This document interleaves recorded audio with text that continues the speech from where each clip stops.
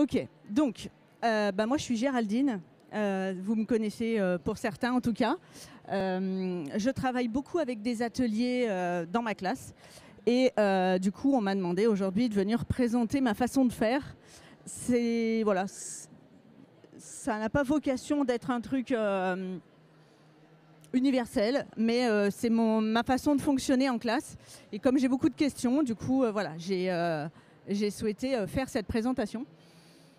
Je me présente rapidement. Donc moi, je suis Géraldine. Je suis professeure des écoles en élémentaire depuis 6 ans. Et j'enseigne en CE1. J'ai jamais fait de maternelle. J'ai fait que de l'élémentaire. Et je suis ici voilà, suite à une reconversion professionnelle. Avant, j'enseignais pour des post-bac en médecine et en sciences en général. Et donc j'ai passé le concours il y a quelques années. Je reste un peu dans cette notion de recherche, puisque j'aime bien chercher, faire plein de choses pour mes élèves. Donc, je vais parler un peu rapidement de mon fonctionnement. Donc, on va parler pourquoi et comment j'utilise la manipulation en classe, ce que j'avais mis en place au début et comment j'ai changé ce que je fais maintenant. Donc, au début, je fonctionnais surtout avec des ateliers tournants, assez classiques. Le groupe 1, numération, calcul, le lundi, numération, le mardi, calcul, le jeudi, conjugaison, etc. C'était très linéaire. Les élèves savaient tout le temps ce qu'ils allaient faire. C'était, on va dire, facile à mettre en place pour moi. Eux aussi étaient rassurés parce qu'ils savaient, le lundi, j'ai toujours numération, le mardi, j'ai toujours calcul, le jeudi, j'ai toujours conjugaison, etc. J'avais ce fonctionnement-là au début. Surtout parce que quand je suis arrivée, en fait la première année où j'ai fonctionné en atelier, je revenais de congé maternité et du coup j'ai pas fait la rentrée. Donc j'ai pris le fonctionnement de mes collègues et voilà, ça m'a été, sur cette première année-là, j'ai fonctionné comme ça.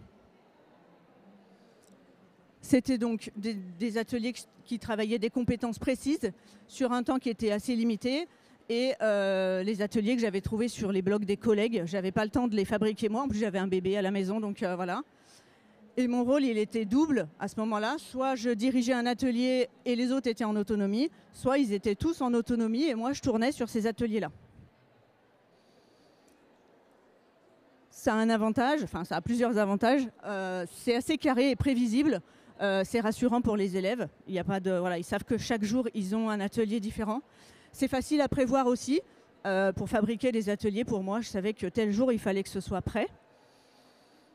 J'y ai trouvé quand même quelques points faibles, notamment le peu d'implication des élèves dans le choix de leurs ateliers. Ils n'étaient pas forcément motivés. Quand il y en a un qui disait j'ai fait calcul aujourd'hui, tu verras, toi, quand tu vas le faire jeudi, j'ai pas trop aimé. Ils arrivaient le jeudi, ils n'avaient pas trop envie de le faire, parce que le copain avait dit bon. Et ils n'étaient pas très autonomes du coup, puisque c'est moi qui leur disais aujourd'hui tu fais ça. Du coup j'ai changé. Je me suis appuyée sur ces points faibles et j'ai changé de fonctionnement. Aujourd'hui, du coup, je fonctionne comme ça. J'ai scindé ma classe en 2 groupes. Je prends un groupe hétérogène au niveau du niveau. Un groupe hétérogène en situation d'apprentissage avec moi. Donc on fait des situations découvertes, on fait des retours sur les leçons, on fait des entraînements sur fiches, on fait des bilans de séquences, on fait des leçons aussi parfois. Et l'autre demi-groupe, lui, est en atelier.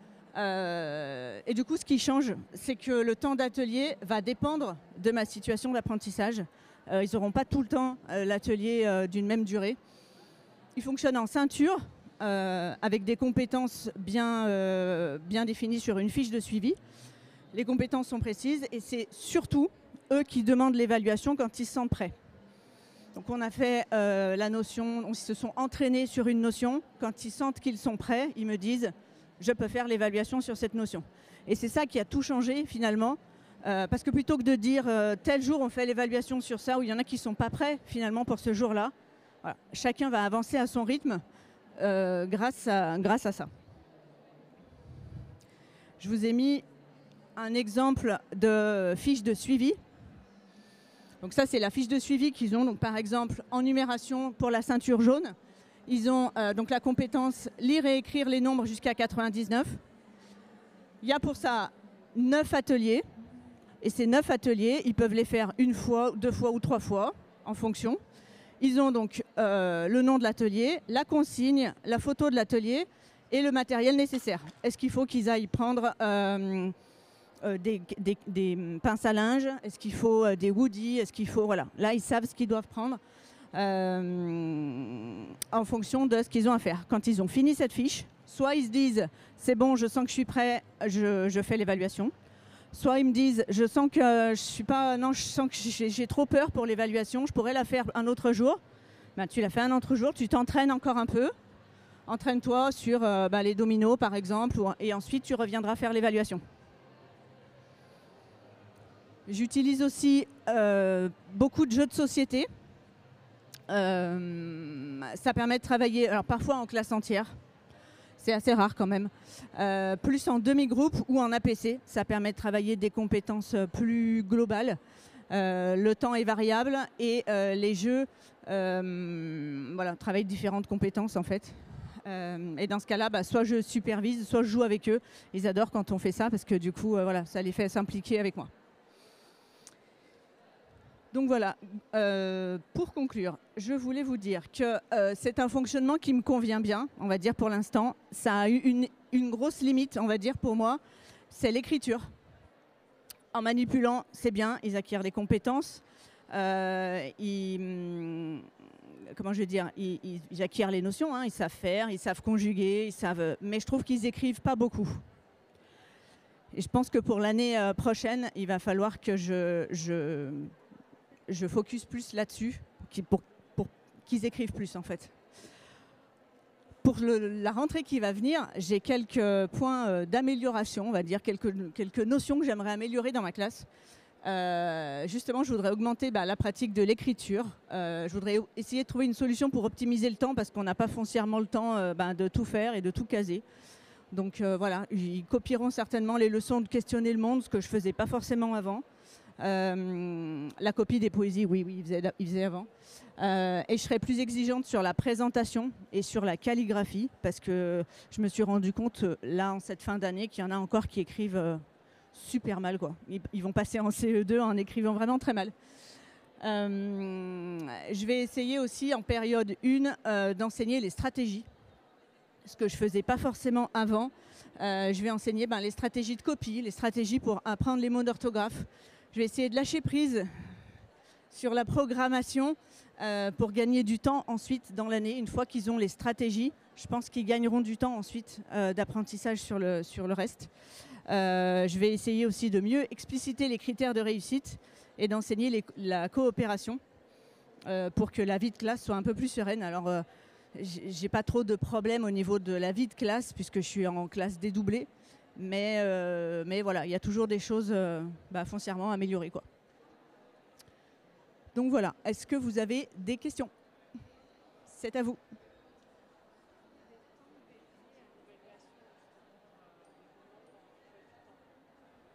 Alors, est-ce que j'ai des temps dédiés aux évaluations? En maths et en français, non.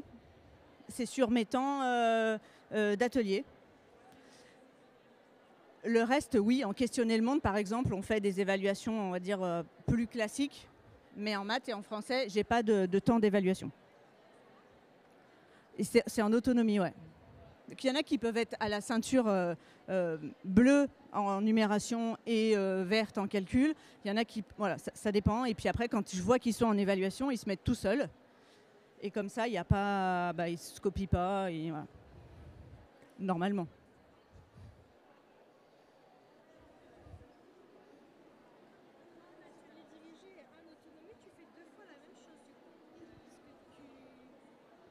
Oui. Alors, quand j'ai un demi-groupe en atelier et un demi-groupe en apprentissage avec moi, oui, je fais 2 fois la même chose. Non, ça ne me gêne pas de faire 2 fois la même chose parce que du coup, comme j'ai fait les groupes de manière stratégique, je sais ce que je peux faire avec un groupe et ce que je peux faire avec un autre groupe. C'est un moyen de différencier, en fait, quelque part. Alors, en plus, moi, ils sont 14 quand ils sont tous là. Donc, je fais 2 groupes de 7. 7 qui font les ateliers. on va dire, de maths ou de français, et 7 qui sont avec moi. Et dans les 7 qui sont avec moi, il y en a 4 qui roulent et 3 qui sont plus en difficulté. Et donc, c'est sur ces 3-là que je vais pouvoir plus me concentrer. Donc, j'en ai 3-4 en difficulté là, dans le premier groupe et 3-4 dans le deuxième groupe. Et du coup, je peux rester avec eux pour pouvoir plus les aider eux, parce que je sais que les autres, en fait, ça roule.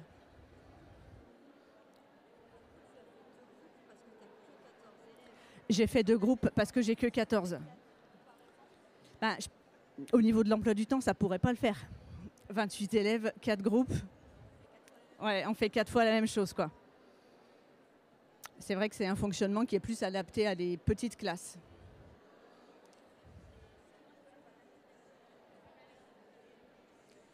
Alors, pour les CE1 qui ne sont pas lecteurs, ils ont des ateliers spécifiques.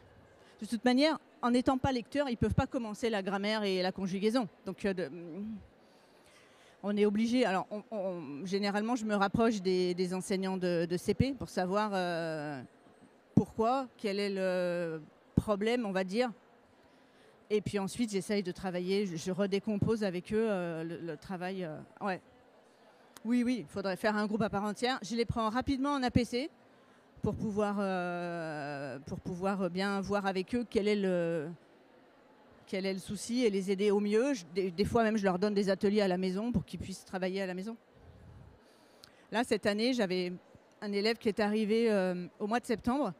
Il venait d'un pays étranger. Il ne savait ni parler, ni lire, ni écrire. Ça a été un grand moment de solitude. J'ai demandé des conseils sur Instagram. Comment faire avec cet élève. Et en fait, il s'avère que c'était un élève ultra motivé. Donc, il ne savait pas parler, mais il était ultra motivé. Parce qu'en fait, un élève qui ne sait pas lire, quelque part, comme il sait parler le français, bon, il sait. Si je te montre une photo, tu sais que ça c'est une pomme et que ça c'est une poire. Mais lui, même pas, en fait. Même pas. Je ne pouvais même pas m'appuyer sur l'oral. Et là, il est passé en CE2 et il lit 120 mots minute. C'est là que j'ai compris que la motivation était la clé de la réussite. Parce qu'en fait, il était ultra motivé. Voilà.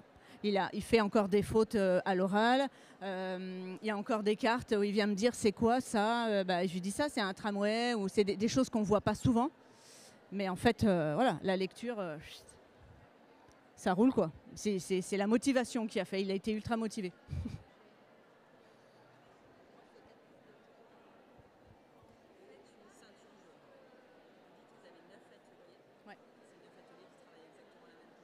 Oui.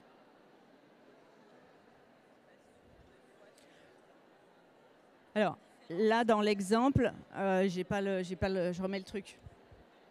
Là, dans l'exemple, j'ai pris une fiche parmi d'autres. Là, en effet, c'est lire et écrire les nombres jusqu'à 99.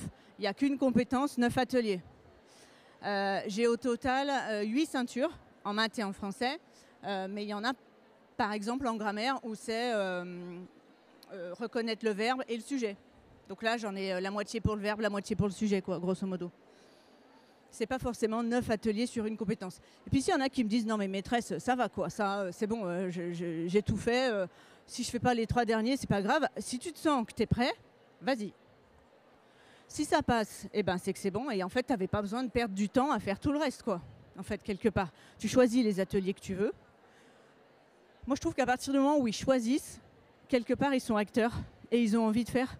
Parce que c'est eux qui ont choisi. Voilà. Il y en a qui me disaient cette année, je sens que je ne suis pas prête pour l'évaluation. Par contre, je me la garde dans la tête pour jeudi. Voilà. Et je sais que chez elle, cette petite-là que j'ai en tête, chez elle, elle s'est dit, allez, jeudi, j'arrive pleine de courage, je fais l'évaluation jeudi. Puis il y a des jours où elle arrivait en me disant, non, en fait, ça sera demain. Parce qu'aujourd'hui, j'ai pas le courage.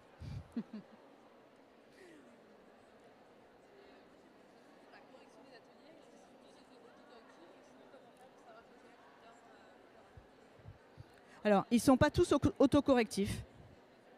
Ça pose problème d'ailleurs quand ils sont autocorrectifs parce que parfois, par exemple, sur celui-là, j'ai en tête des élèves qui regardent à travers et qui voient la correction. Donc voilà. Non, ils ne sont pas tous autocorrectifs. Alors, quand mes élèves qui sont avec moi en situation d'apprentissage, quand ils sont sur fiche, par exemple, je peux aller voir. Et puis, parfois, je prends des photos juste de l'atelier pour voir si c'est bien correctement avec la trousse ou avec l'élève. Après, en fin de journée, je vois qui a fait quoi. Après, dans le fonctionnement, globalement, le matin, je suis en situation d'apprentissage en français et ils sont en atelier de maths. Et l'après-midi, on est en situation d'apprentissage en maths et ils sont en atelier de français.